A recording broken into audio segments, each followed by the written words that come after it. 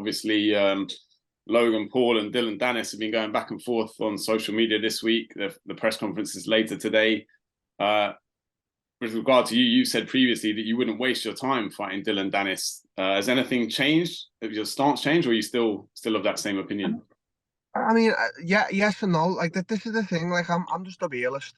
Like so, Dylan Dennis is an extremely good jiu-jitsu player. Like he is. He's a very like if it came down to a street fight with Logan and KSI, Dylan, I've got my money on Dylan. You know, he's extremely talented in the jiu-jitsu thing.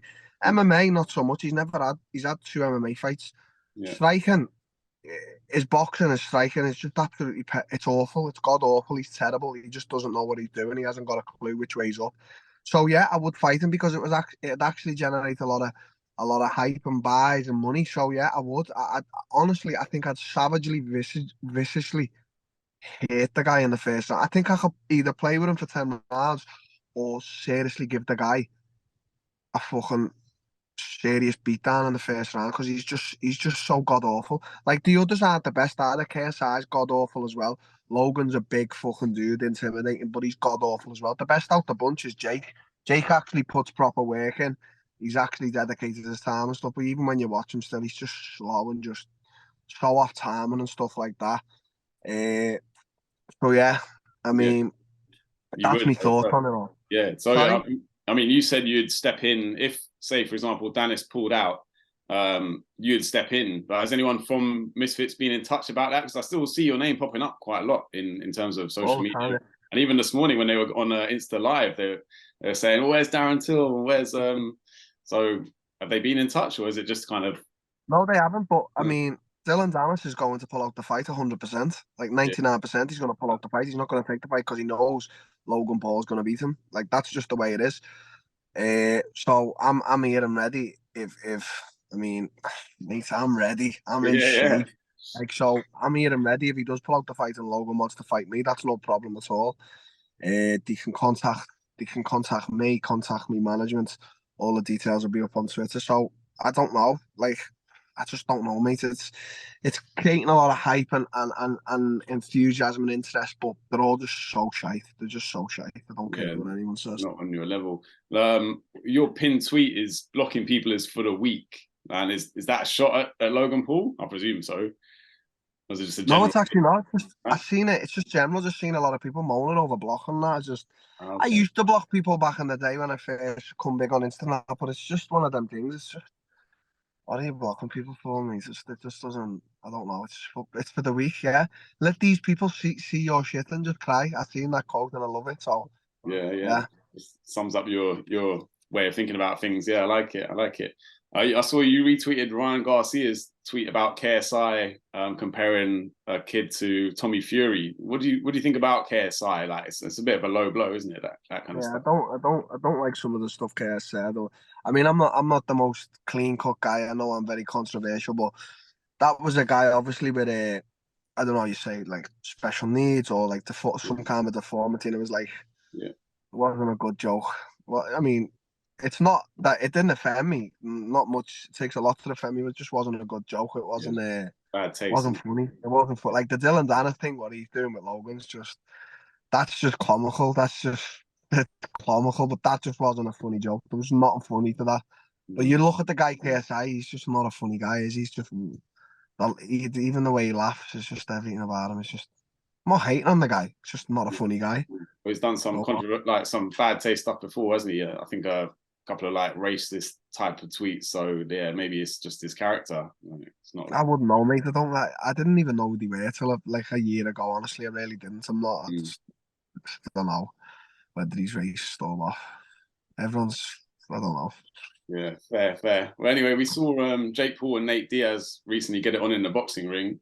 You've been calling out Nate Diaz. If you and him stepped in the square circle, do you think you'd get a job done inside the 12 rounds? Unlike Jake Paul, he took it all the way to points, didn't he? So, listen, as I say, I'm a realist. I've been training in one of the best boxing gyms in the country. That it's under with, the likes of Josh Taylor, Liam Smith, Callum Smith,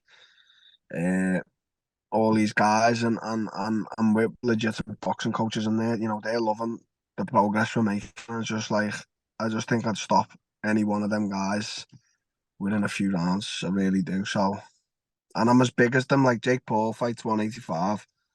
You know, that's my weight. You know, I'm as big as him. Nate's not a 185, and Nate's a fucking 155. Mm. So yeah. Yeah, power talks, doesn't it? Like, yeah, the amount of power you've got. Like, you've looked like you're bulking up a bit in recent photos and videos I've seen, getting even more powerful. So you wouldn't want to step in there, would you? No. Right, we saw the UFC at the weekend. Obviously, Sean O'Malley and Aljo. You were backing Aljo to win that one, and you tweeted that you'd put your money on it. How much did it surprise you then that Suga Shane just took him out like that with that flurry of punches and then just weighed him in on the floor? Listen, Sean O'Malley's coach actually tweeted me after that tweet saying, "How do you feel? How do you feel now?" And I tweeted back to him saying, "I feel like a sucker." Right's right and wrong's wrong. I was completely wrong. I thought Aljo was going to dominate Sean O'Malley. Sean O'Malley proved me and a lot of people wrong. He's the legitimate champ. He's a fucking very good champ. Do I like his style outside the octagon? No, with all the hair and just the way, you know, smoking weed all the time and stuff like that. But you know what? Who am I to say? Who am I to say anything? He's the bantamweight champion of the world, and I congratulate him on all his success. I'm happy for him. He's making a lot of money, so I can't say anything other that I was in the wrong. I hope you didn't lose too much, but obviously you did get baited into tweeting a photo of your bank account, which I saw. But do you want to let us know how much you had on, how much you had riding on that? No, basically, so a company I'm involved in, and I'm also one of the co-owners of, is Block Asset. We do a pick six type of thing. It's like betting inside the crypto world and stuff like that. And you know, it's just a fun thing, and you can actually win the top prize. You win a lot of money. So I always just do stuff with that. I always jump on Verdict MMA as well. I do a lot of betting stuff and that. So I always get a lot of betting sites asking me to choose picks and that. They always like, oh, we give you money or we give you money inside the bets and stuff like that. So it's just, for me, it's a fun thing. You know, it's just to bait people, and you know, everything I do on Twitter is just to bait, and just it just works every time. It works like a treat. I swear you could say the sky was blue, and you'd have 100,000 people saying it wasn't. So it's just Twitter's just a baiting tactic. There's nothing I take serious on Twitter at all. It's not I don't treat it as a serious platform.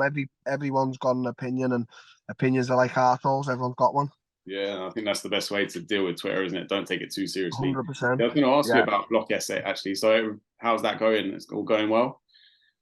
Well and not yet. We're in the sort of the phase of like, we hit the NFT market quite hard when it come about. You know, a lot of money was made, and then the crypto, but at the moment it's quite stagnant and stale. So, you know, we're just trying to fucking, we're just trying to just like, direct the company in the right way, and obviously make sure that it's a successful company, which it is driving towards, and make sure things are done right with it within the space we're in. But we're obviously in the crypto space there, and the MMA space, moving into boxing and other types of sports. So yeah, it's like anything else, in it. Everything takes time. You can't expect to just open a business and bang make it a success overnight.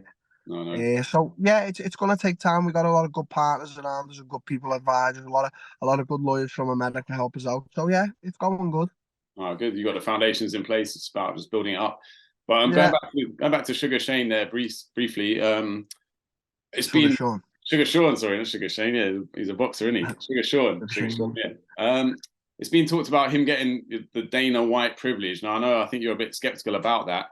But do you think there is an element of truth in there as well, or are you fully skeptical with regard to this Dana White privilege? If there is or there isn't, it doesn't matter. Like, if you're the guy that's bringing in the numbers, you're the guy that's it. Like, for example, when I last fought, there was some superstars on the card. One in particular, a guy in the city here, Paddy, stuff, Paddy and that. And then other times I've fought, other times I do interviews. Always just look at my views and stuff like that. They always hit the spot. Boom, massive views. Same for as you say, guys like Paddy. Same for guys like Sean, Connor, Dylan Dennis. Like, if you're bringing them views, you are gonna get special treatment. So no doubt. there's no other way around it. Like, this is not Dana White's not our friends. He might like us, but he's not our friend. This is a business relationship. So whether it's called Dana White privilege or for me, it's just basically superstar privilege. Yeah. Sean O'Malley's a superstar. Aljamain, he's a fucking good guy. I've had a lot of conversations with him. He's a good fighter, but he just is. Listen, he just ain't got that. He just ain't Charisma. got that. Yeah. Sean has got that. Hamza Mm. Chimaev has got that. You Mm. know, these guys have got it. So yeah, they get privilege because they've got it. Yeah. Whatever that factor is that people talk about, they've got it. They bring the views in. So should they get privilege? 100 fucking percent they should. You were in that position as well. You were charismatic, bringing the views, and do you feel like you didn't get enough of the Dana White privileges you perhaps deserved in I when you got were too in? much. They just got me in with the tough guys every time. I should have got a bit more no privilege. Okay, yeah. So yeah, you were benefiting from it then, you reckon? I got to do what I wanted because I brought the views in. Sean's gonna do what he wants. Connor, Hamzat, all these guys, and the guys you see crying. Sorry, Yeah, change. Colby Covington, the same thing happened with him. Nobody gave a fuck about Colby Covington. Right now, Colby, mate, he is that guy as well because he knew he had to make a change. Now, whether it was a good change or a bad change, he made a change, and people want to see him get beat, and people want to see him win, and that's all she wrote, mate. that's what they want. What fighter do you think has the most Dana White privilege at this moment in time? If you had to put someone's name up there, Probably Sean right now. Sean's, yeah, yeah, he's the champ. yeah. So I mean, the pound for pound UFC rankings have just been updated. Sean's come in just below Usman and Oliveira. Do you think he should be higher? He's number 8. Do you get that, Darren? No, he's still got a lot to prove. He's still got to beat other guys. Like he's got to fight Marab. He's got to maybe, yeah. Yeah, I think it's Can just you hear me? gone a bit. Yeah, the connection went a bit dodgy there, but I think we're Hello. back. Yeah, I think Sean's got to fight a few more guys. Mm. Can you see me? Yeah, I can see you. Yeah. Can you hear me? Yeah. Yeah, I can hear Yeah. you now. I think he's got to fight a few more guys like Marab and stuff like that before he gets a little bit. But as I say, he proved me and a lot of people wrong. So I have nothing but congratulations for the guy. How high do you think he can go in the UFC? Do you think he can be a bigger name than Conor McGregor one day potentially? No. No one's going to be a bigger name than Conor. Yeah. That's just forget about that. No. Conor versus Khabib, obviously, probably the biggest pay-per-view numbers ever. I think, wasn't it 2.4 million? There's no chance you don't think Sugar can never get up to those numbers. No, I don't. No. I don't think anyone's going to. I think Conor, that was it. Conor's never coming back, in my opinion. But he's still done what he done. So we can't disregard what the guy done. You have to give respect. Made history in his era, but now clearly he's struggling a bit with. I'm not sure exactly what's going on with him, but he's just listen. I'll tell you what, Colin. I said Colin there, me coach Colin. Conor's struggling letting go. Yeah, that's what he's struggling with. He doesn't want to let it go, but it's time to let it go now. He's older. He doesn't train like he used to. He's got the money. He's got his beautiful kids. The only problem with Conor right now is he just doesn't want to let it go. And there's going to come a day where he's going to go, do you know what? I'm fighting with myself here. I need to let it go. Yeah, I think the lifestyle change is hard to adjust to, isn't it? When you're not training 100% every day and all that. Yeah. Every recording I see he does on Twitter, he's just fucking drunk as fuck. I just cry my eyes out laughing at them. Yeah. It's quite funny, but it's also funny. It's a bit. Hopefully, he finds something that he can focus on, like he used to, and he doesn't. Yeah, fall off. he will. He'll find peace sometime. It'll take a while, but he will find it. Do you think, in terms of Aljo, do you think Dana White has a problem with him, or he just doesn't rate him in terms of his charisma and the views? It's just, listen, people just need to stop getting the wrong end of the stick with Dana. It's just business. It's business, that's it. It's just business. It's just the way it is. I'm sorry. Yeah. It's just the way it is for Aljo and some of these other guys. Like, let's say another brilliant fighter, Benil Dariush. It's just the way it is, mate. You just ain't got that. You're an unbelievable fighter, but you ain't got that. What Dana wants, Dana knows. People can say whatever they want about Dana, but the guy's built the UFC into the biggest fucking fighting organization in the world. Yeah. So he loves people So with big fan bases and charisma that's going to get the views. Yeah, that's all there is. okay, yeah, that's it. In terms of you and potentially getting back to action, we've seen Mike Platinum Perry as being someone that's being mooted as a potential opponent for you. Is that something you'd like? Should we get our hopes up for Yeah, that? I need to fight now. I'm so Yeah. ready to fight. I've put a lot of time and hard work and effort in. As Hmm. you see, my shape's changed considerably this year. Yeah. I've really dedicated myself this year. I really have. I just can't wait to fight now. Mike Perry, Logan Paul, Dylan Dennis, Jake Paul, Nate Diaz, any fucking one, any fucking time, I'm Yeah. ready. As always, the trolls could see this interview and go, say this, my last fight got beat, whatever. But I've always showed up and I've always fought, injuries or not. So Yeah. I'm just fucking ready to fucking fight. That's what we like to hear. And how's the body feeling? Injury free, powerful, ready? I'm very powerful, yeah. I'm Yeah. big. I need to trim up a little bit, but yeah, I'm good. I'm good. I'm confident. I can't wait to fight. As I say, I just want to get some sparring in now and then just get in there and just absolutely savagely beat someone, and Yeah. or savagely get beaten myself. So what? Make a bag. Yeah, exactly. Oh, we saw at 292, Dana revealed after 292 that Wonderboy turned down fighting Ian Gary next. Did that surprise you? And who do you think would be a good opponent for Ian Gary next up? Because he looked good, didn't he?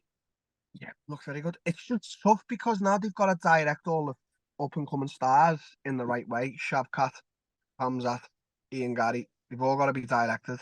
Do you want to put them together now, fighting so early on? Probably not. So if Wonderboy's not willing to fight Ian Gary, which would be a great homecoming fight in Dublin, then they've got to find someone like a Jeff Neal, who pulled out against him. That's a If he gets past him, then that's when you start making these bigger fights. But so I don't know. I mean, I think Hamzat's going to be the champion of that division very soon. Yeah. If he goes back down or if he stays up, so we'll see. But yeah, he looked very good. But I mean, I don't know why Wonderboy's turning fights down. He's about 55. He needs to Yeah. fight. Well, that was the next question. Have you heard any reasons for other fighters turning down fights for like ridiculous reasons? Like what? The money's there. Take the money, right? I don't know. I don't know why fighters turn down fights. I don't understand. That's why Dana loved Conor so much. That's why Dana loved me so much. I never ever once turned down a fight. And when I moved up to the middleweight division, Dana said to me, "Do you want to fight your first fight?" Kelvin Gastelum had just come off his fight with Israel Adesanya after closely nearly beating him. And I said, "I want Kelvin." And he's like, "You sure you want him?" So soon I was like, "Dana, give me Kelvin Gastelum, co-main event, Madison Square Garden." So Dana White privilege I got, but like I don't know why Wonderboy turning down fights. Like I don't know. You were making your own privilege there. Like Dana likes fearless fighters, right? Like you. So that's why you were getting in there.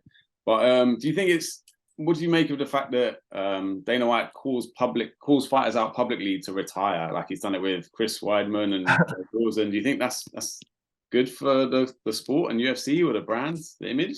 He's just brutal. I don't know. I just fuck off. I don't know, like whether it's good or not. Listen, Dana, how come I don't know. Maybe it is good, maybe it is bad. I don't know.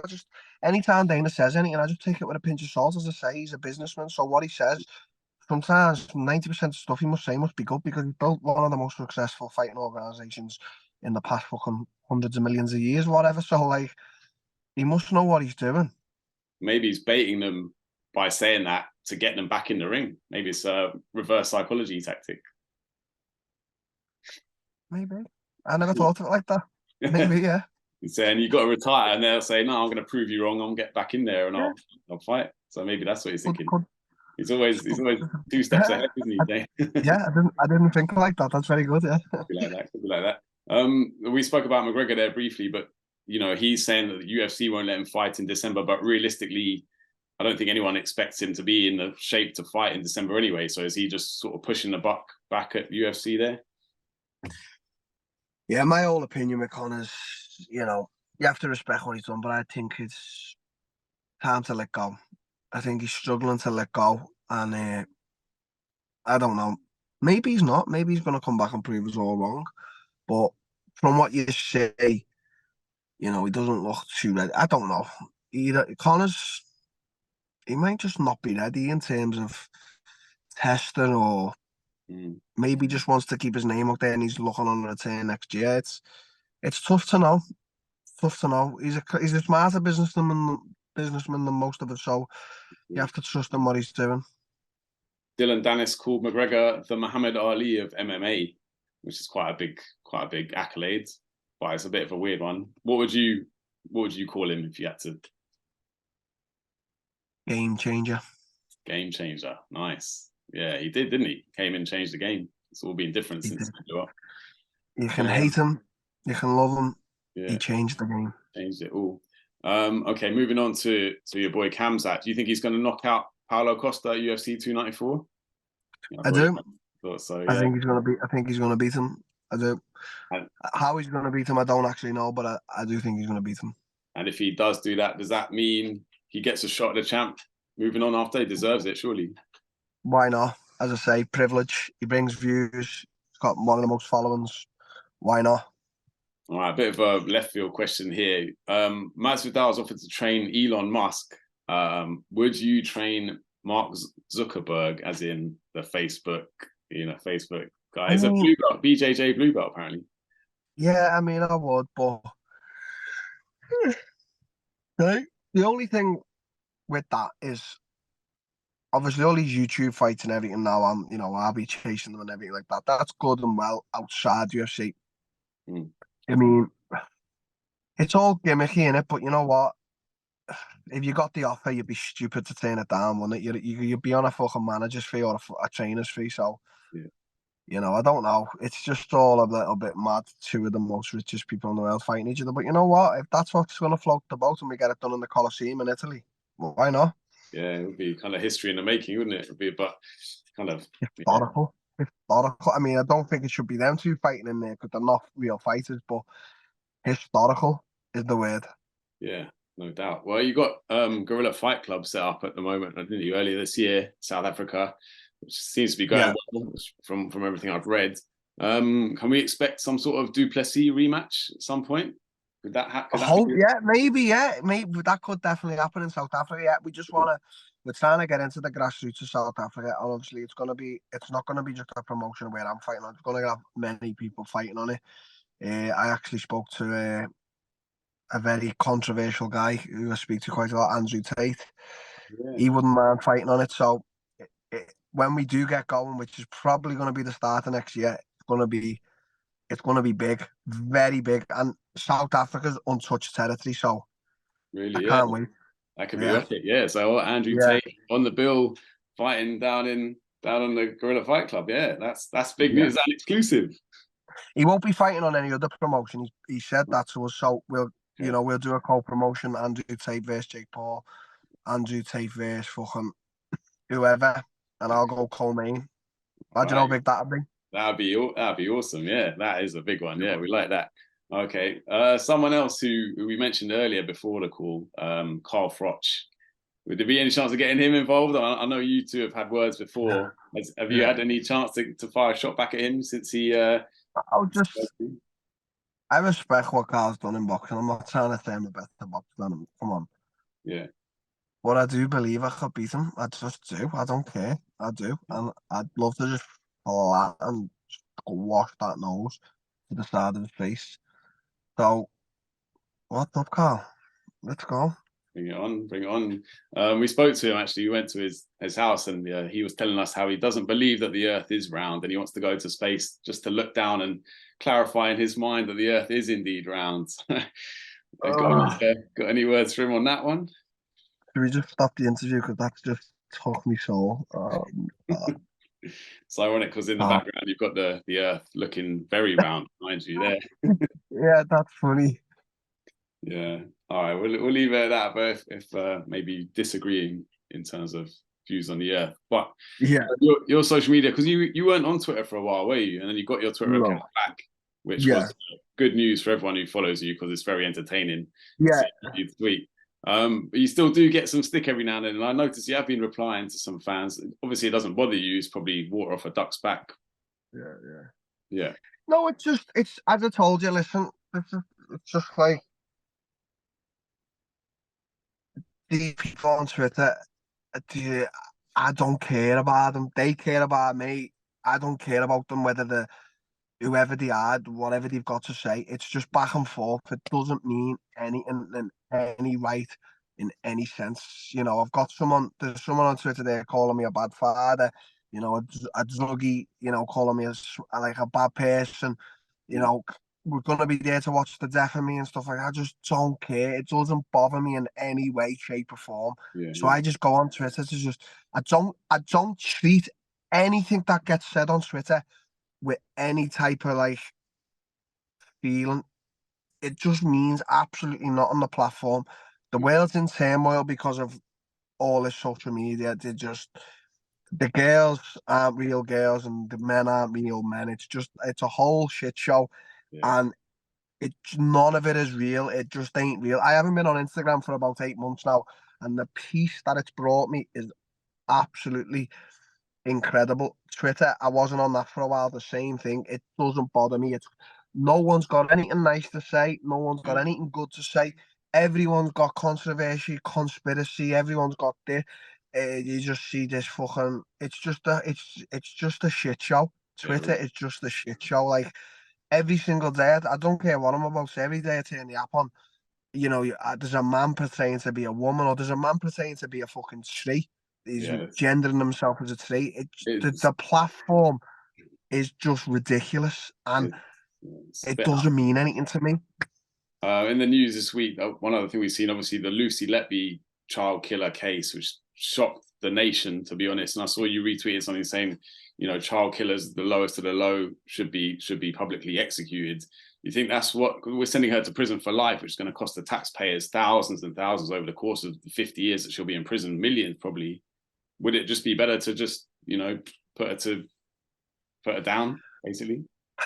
I have 4 beautiful girls, mate. So what do you think my answer is going to be to that? Like, she's not I wouldn't even say a very good person. She's very sadistic and evil. So I do think there's certain crimes out there, especially committed against children and kids, and that there's just no more reason to carry on. And yeah, it's chop and block. So I do believe that child killers, child molesters, anything to do with that type of stuff, I fully believe that they should receive the death penalty, and the very severe death penalty at that, which means not a peaceful death. So that's where I stand on it. Whether anyone agrees or disagrees, that's where I stand on it all.